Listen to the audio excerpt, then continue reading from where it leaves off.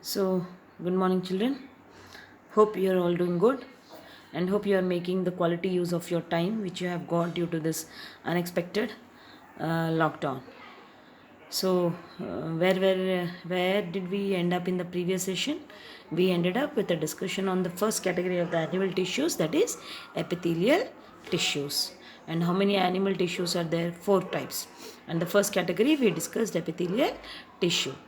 And if you recall, the cells here were very closely packed with an abundant cytoplasm, and they were forming a outer protective covering or a barrier between one organ or another, or between an organs and a system.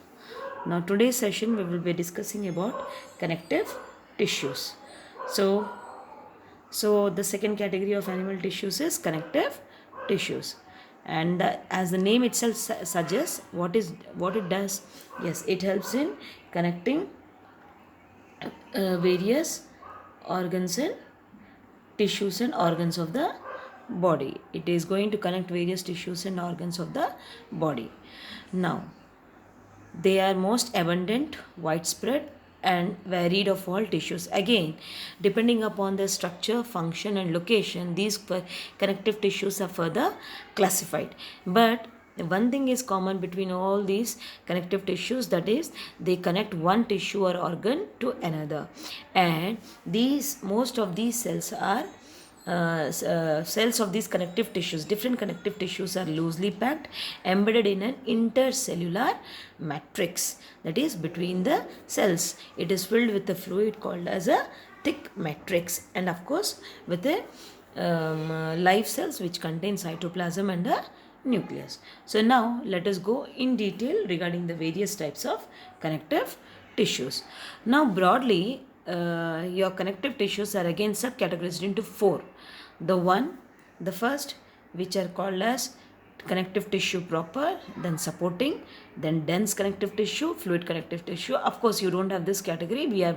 We directly go with the types of the connective tissues. Okay, so just let me read out the names such that you just become very familiar with these names. Areolar tissue, adipose tissue, cartilage, bone, tendon, ligament, blood, and lymph. So, of course, you must be familiar with few of the names like blood, bone, and cartilage. Some must be new to you. So, let us go in detail regarding these various types of connective tissues. Now, the first category which we saw was areolar. As the name itself says that it is a supporting tissue.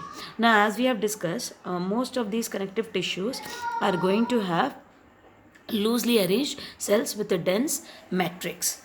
Now, if you see this areolar tissue, it also has matrix in which it contains two varieties of cells.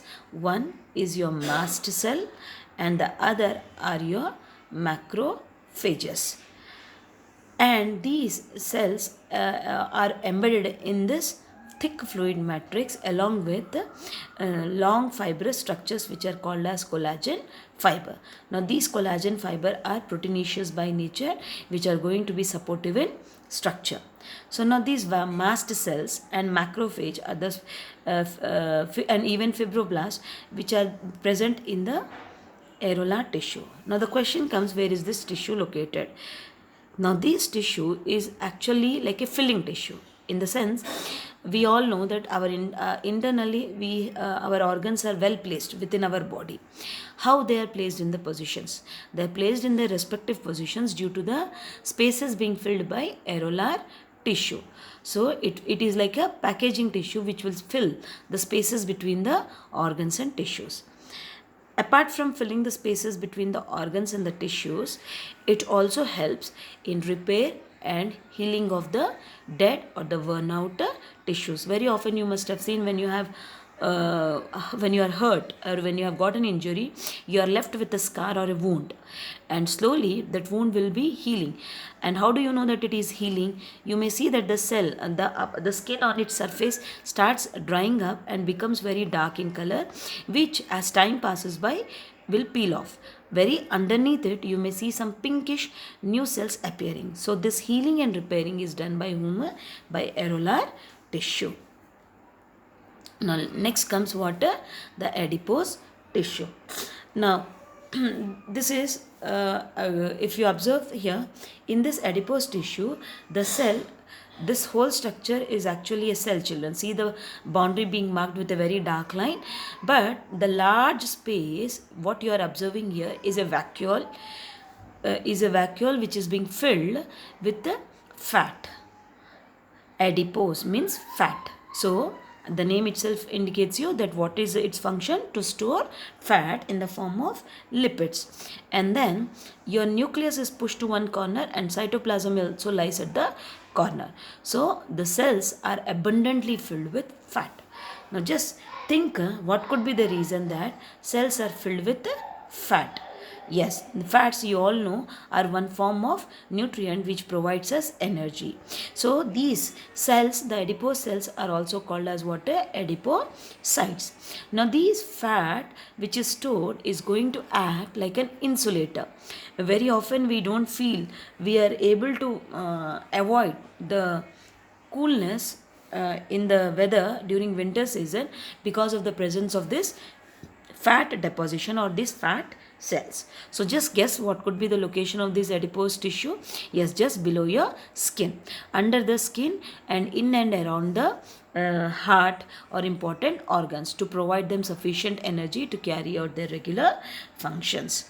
So they contain a large vacuole which will contain lipids, and if you can see, nucleus is pushed, nucleus and cytoplasm are pushed out to the edge, and they have enlarged fibroblast storing fats and no intercellular matrix. So here if you see, the matrix is just reduced. And where are they located? Primarily beneath the skin and also around the internal organs, especially in and around the heart. Now just let us have a comparative study of areolar and adipose. So what is the major difference between areolar and adipose? The first difference comes with respect to their arrangement. How are they? Loose tissues, cells are distributed along with fibers and cells and with the loose matrix. But here cells are loose but they are filled with abundant fat, leaving no space for the matrix. Then where is their location? Between the skin and muscles and around the blood vessels and nerves. They are found below the skin and internal organs, especially around your heart and kidneys and lungs. Then what are the important cells? If you see, areolar has many varieties of cells. That is plasma cells. It also contains adipocytes, mast cells and macrophages. But here adipose contains only one special type of cell called as adipocytes. So support, strength and elasticity. You can also add up one more point, children, here. It helps in healing and repairing of the worn out tissues. And here this acts as a insulator, providing energy to our body.